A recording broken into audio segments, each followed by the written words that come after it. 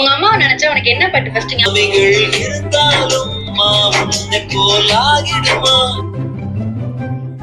இதை வச்சு இன்னைக்கு ஒன்று ரோலி பண்ணிடுவேன்.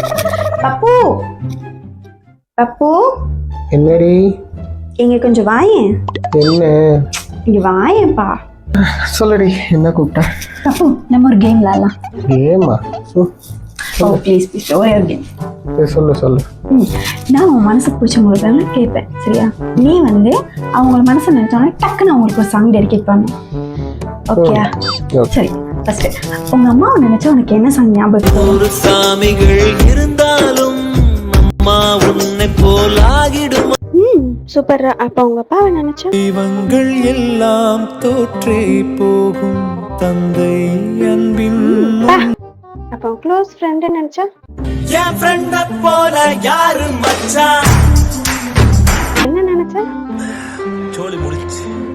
மரணம் என்னும் தூது வந்தது, அது மங்கை என்னும் வடிவில் வந்தது. என் கதை முடியும்